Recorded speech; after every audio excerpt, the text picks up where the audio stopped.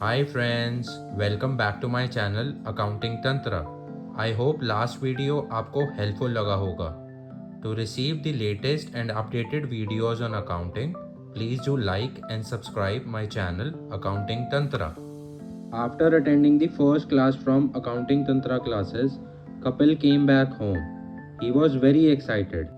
उसने अपने पापा को वो फाइनेंशियल स्टेटमेंट्स दिखाई जो कि उसके टीचर ने उसकी बिजनेस ट्रांजैक्शन के लिए उसको प्रिपेयर करके दी थी.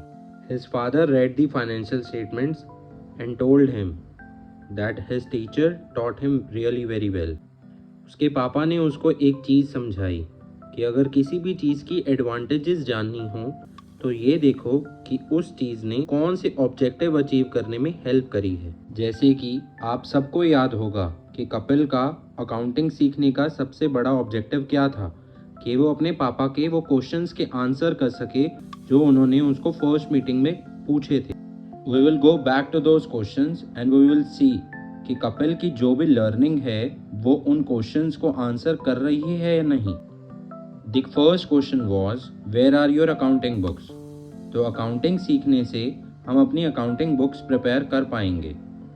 Second question was what is your profit और लॉस. जो कपिल ने फर्स्ट क्लास में लर्निंग की उससे उसको ये पता चला कि उसका ग्रॉस प्रॉफिट वाज 5,000 रुपीज़ और उसका net loss was 1,000 rupees. Third question was where are your asset और लाइबिलिटीज़ रिकॉर्ड. कपिल की फर्स्ट क्लास की लर्निंग में उसको ये पता चला कि उसकी बैलेंस शीट का टोटल है 60,000 रुपीज़ जिसमें मोबाइल 10,000 रुपीज़ का है, कैश अकाउंट का बैलेंस 40,000 रुपीज़ है और उसके पास कुछ क्लोजिंग स्टॉक है जो कि 10,000 रुपीज़ है. Now comes the fourth question which says what all you know about your business. In financial statements के बाद कपिल को ये पता चला कि उसका ग्रॉस प्रॉफिट क्या है, उसका लॉस क्या है, उसके पास क्या क्या एसेट्स के रिकॉर्ड हैं, वो अब अपने बिजनेस को एफिशिएंट बनाने के लिए क्या क्या स्टेप्स ले सकता है. Which gets aligned with the next question that is whether the business should be carried on और नॉट. तो फ्रेंड्स आप बताओ कि कपिल को अपना बिजनेस कैरी ऑन करना चाहिए या नहीं. अकॉर्डिंग टू मी उसको अपना बिजनेस कैरी ऑन करना चाहिए क्योंकि आपने ये देखा कि उसने जो 5,000 के पेन्स खरीदे थे उसको वो 10,000 रुपीज़ में सेल कर पाया जिसकी वजह से उसको ग्रॉस प्रॉफिट अर्न हुआ 5,000 रुपीज़. हाँ, at the end of the month उसका नेट लॉस है विच इज़ 1,000 रुपीज़. वो लॉस उसके फिक्स्ड एक्सपेंसेस की वजह से है. जैसे जैसे इन फ्यूचर कपिल का बिजनेस ग्रो करेगा मीन्स उसके सेल्स और परचेज की क्वांटिटी और वॉल्यूम बढ़ेगा तो उसका ये लॉस प्रॉफिट में कन्वर्ट हो जाएगा. तो उसको ये बिजनेस ज़रूर कैरी ऑन करना चाहिए. Now comes the last question what all records he can show to the GST officer. क्योंकि अब उसके पास सारे डॉक्यूमेंट्स प्रिपेयर्ड हैं तो जीएसटी ऑफिसर को वो अपनी फाइनेंशियल स्टेटमेंट सबमिट कर सकता है to assess the liability. Let's see the roles of accounting. Accounting helps in maintaining the systematic accounting records. Second, accounting helps in preparing the financial statements. Third, accounting assists the management to take the wise decisions. Fourth, accounting helps in communicating the financial information to its users. Fifth, accounting helps in meeting the legal requirements. So friends we can now see कि accounting की क्या क्या advantages हैं. First advantage is it provides the financial information about business. Second is it provides the assistant to management. It is helpful in decision making of the management. It replaces the memory. It facilitate the comparative study for the management. It facilitates loans. Helpful in making partnership accounts. Facilitates sale of business, assistance in event of insolvency. It can be shown in court as evidence.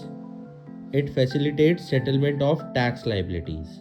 After understanding the advantages of accounting information from his father, Kapil asked him कि जैसे accounting information आपके और मेरे लिए useful है तो ऐसे ही क्या हम और यूज़र्स लिस्ट डाउन कर सकते हैं जिनके लिए अकाउंटिंग इन्फॉर्मेशन यूज़फुल हो.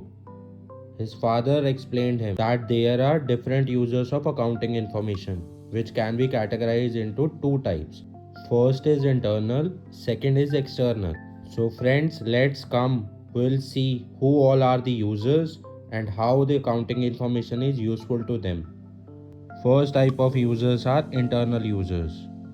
Internal users में first will be Kapil himself. We have already seen how accounting information is useful for Kapil. उसको अपने पापा के सब क्वेश्चंस के आंसर्स देने में ये अकाउंटिंग इन्फॉर्मेशन यूजफुल रही. First was how much profit और loss he has earned or incurred during the year, what are the record of asset or liabilities he has, whether the business should be carried on or not by looking at the profitability of the business, whether the capital invested by him is safe in the business or not, whether there is any further requirement of capital in the business or not. Second type of user in the category of internal users are management. Management category में वो लोग आते हैं जो कि business को manage करने के लिए अपॉइंट किए जाते हैं, लाइक CEO और CFO. इनको अकाउंटिंग इन्फॉर्मेशन कैसे यूजफुल होगी? To decide on the steps to be taken to control the cost.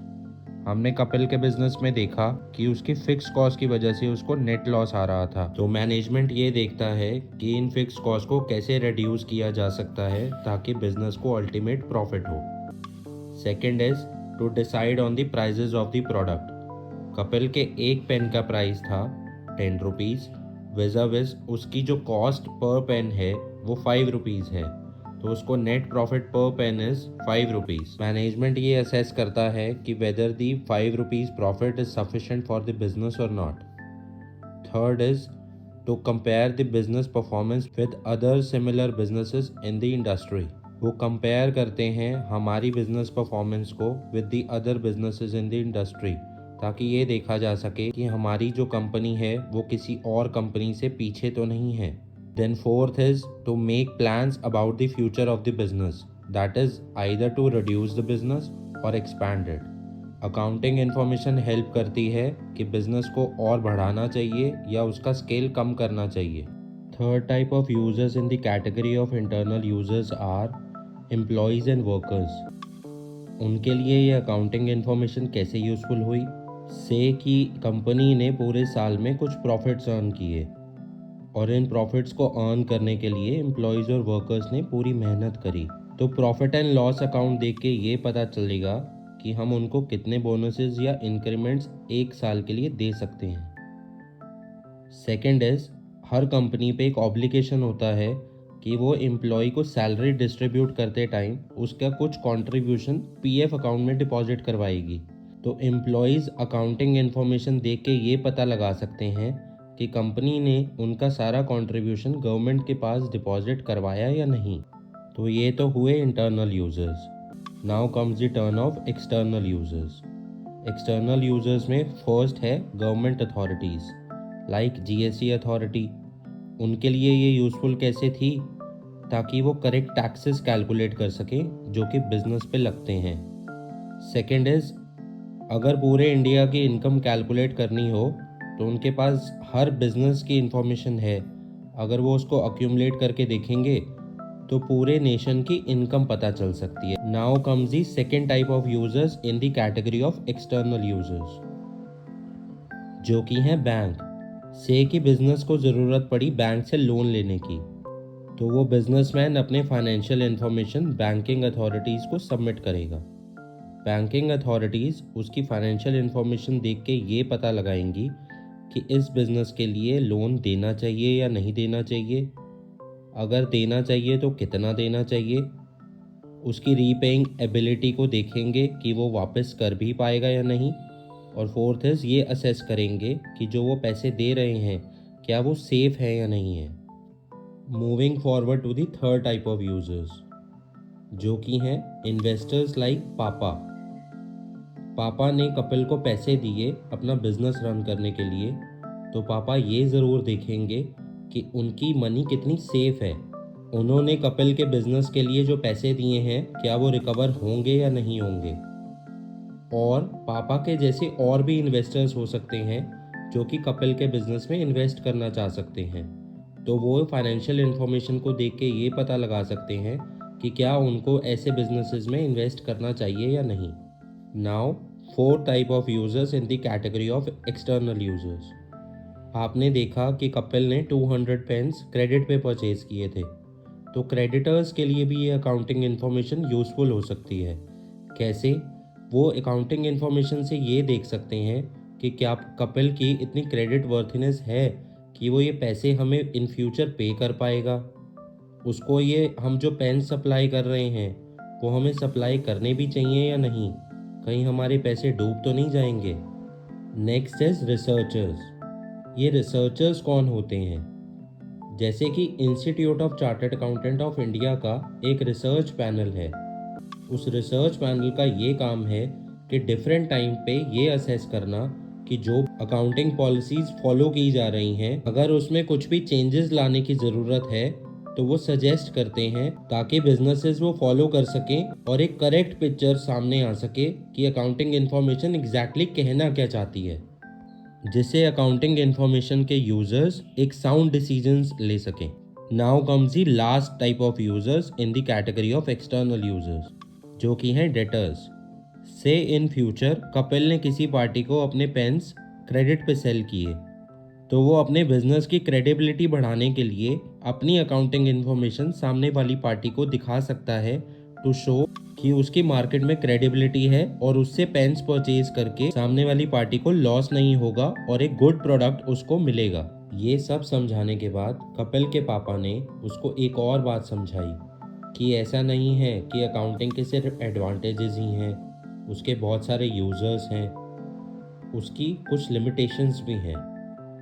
जैसे कि हमने अकाउंटिंग का मीनिंग पढ़ते हुए ये चीज़ देखी थी कि accounting identifies business financial transactions. Accounting में सिर्फ फाइनेंशियल ट्रांजैक्शन जिनको in terms of money measure किया जा सकता है वही रिकॉर्ड होती हैं। तो इससे एक लिमिटेशन डिराइव होती है कि अकाउंटिंग क्वालिटेटिव एलिमेंट्स को इग्नोर करता है, जैसे कि कंपनी की मैनेजमेंट कितनी क्वालिफाइड है, उनका प्रोडक्ट कितना अच्छा है जो कि मार्केट में उनको हमेशा प्रॉफिट अर्न करके देगा। ऐसी कोई भी क्वालिटी अकाउंटिंग रिकॉर्ड नहीं करता, जो कि एक लिमिटेशन है। अकाउंटिंग की और भी लिमिटेशंस हैं, जैसे कि आपने अकाउंटिंग का मीनिंग समझते हुए देखा कि हर ट्रांजैक्शन को उसमें कितना मनी इन्वॉल्व है उस पर रिकॉर्ड किया जाता है। जैसे कपिल ने जो मोबाइल परचेज किया 10,000 रुपीज़ का, उस मोबाइल की वैल्यू हमेशा 10,000 रुपीज़ नहीं रह सकती, उसकी मार्केट वैल्यू हमेशा डिमिनिशिंग होगी। जैसे आफ्टर अ मंथ उस मोबाइल की वैल्यू 7,500 भी हो सकती है, बट हमारे अकाउंट्स में उसकी वैल्यू तो 10,000 दिख रही है। तो अकाउंटिंग की एक लिमिटेशन है कि हमेशा वो करंट वैल्यूज शो नहीं करता। Third limitation in accounting is not fully exact. अभी तक हमने जो भी ट्रांजैक्शन रिकॉर्ड करी वो किसी न किसी सोर्स डॉक्यूमेंट पे बेस्ड है, जैसे कि हमें या तो बिल रिसीव हुआ या हमने अगर सेल किया तो अपने प्राइस पे सेल किया। बट ऐसी कुछ ट्रांजैक्शंस और भी हैं बिजनेस में, लाइक डेप्रिसिएशन या प्रोविजंस, जो कि हम एस्टीमेट्स के बेसिस पे बनाते हैं। तो अकाउंटिंग हमेशा ऐसा नहीं है कि वो फैक्ट्स के बेस पे बेस्ड होगी, बट उसमें कुछ एस्टीमेट्स इन्वॉल्व होते हैं, तो ये भी उसकी एक लिमिटेशन में काउंट होता है। Fourth is accounting ignores price level changes. Friends, आप सबको पता है कि किसी भी चीज़ का प्राइस हमेशा सेम नहीं रहता। फॉर एन एग्जाम्पल, जो मोबाइल फ़ोन आज हमें 10,000 रुपीज़ का मिल रहा है, वो एक साल बाद अगर 10% का इन्फ्लेशन रेट लगाएं तो वो 11,000 रुपीज़ का मिनिमम मिलेगा। बट अकाउंटिंग हमेशा उस मोबाइल फ़ोन को अपनी बुक्स में 10,000 रुपीज़ पे ही दिखाएगा। तो अकाउंटिंग की ये एक लिमिटेशन है कि वो मनी को हमेशा स्टेबल दिखाता है, but money does not remain stable always. Next limitation of accounting में लीड टू विंडो ड्रेसिंग। अगर किसी भी चीज़ को आर्टिफिशियली अच्छा दिखाया जाए तो उसको विंडो ड्रेसिंग बोलते हैं। फॉर एग्जाम्पल, अगर हम कपिल के बिजनेस में जो इन्वेंट्री है उसकी वैल्यू इंक्रीज कर दें टू 25,000, तो उसका जो प्रॉफिट एंड लॉस की फिगर है वो चेंज हो जाएगी। अब जो लॉस था 1,000 रुपीज़ का, वो कन्वर्ट हो जाएगा 14,000 के प्रॉफिट में, और बैलेंस शीट का टोटल हो जाएगा 75,000 रुपीज़ विज़ 60,000, जो कि एग्जैक्ट वैल्यू है। इससे सिर्फ ये डिपिक्ट होता है कि आर्टिफिशियली अकाउंट्स को अच्छा दिखाने की कोशिश की जा रही है। अकाउंटिंग में विंडो ड्रेसिंग इजीली किया जा सकता है, इसलिए ये एक इसकी लिमिटेशन बन जाती है। So this is all from chapter 1 of accounting.